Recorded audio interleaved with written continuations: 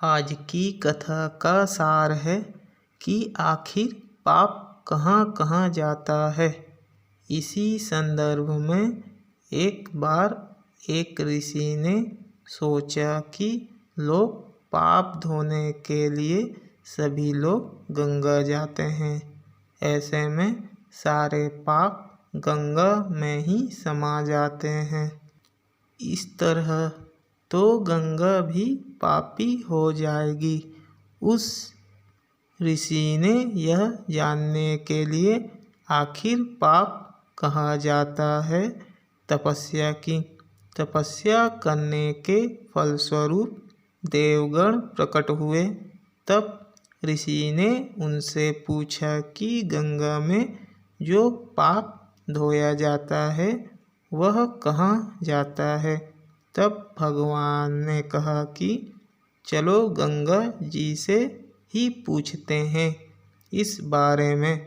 ऋषि और भगवान दोनों ने ही गंगा जी से पूछा कि हे गंगे, सब लोग तुम्हारे यहाँ पाप धोते हैं, तो इसका मतलब क्या आप भी पापी हुई।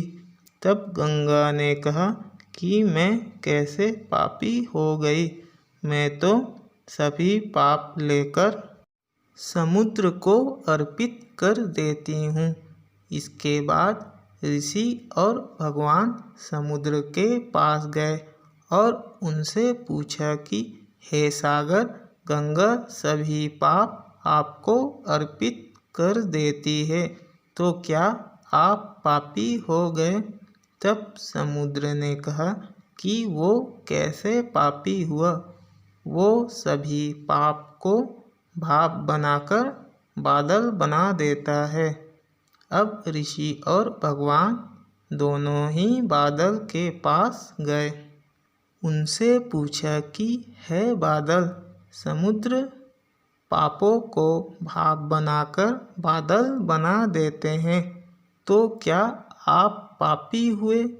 बादल ने कहा, मैं कैसे पापी हुआ, मैं तो सभी पाप को वापस पानी बना देता हूँ और धरती पर गिरा देता हूँ। इससे ही अन्न उपजता है, इसे ही मानव खाता है।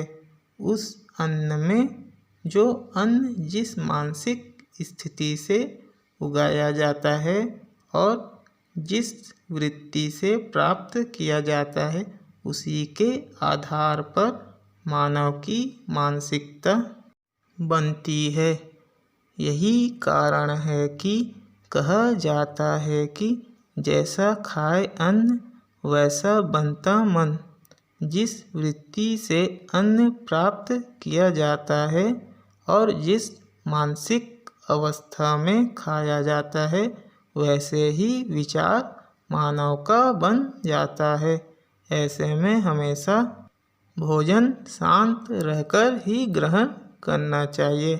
अन्न जिस धन से खरीदा जाए वह धन भी श्रम का होना चाहिए।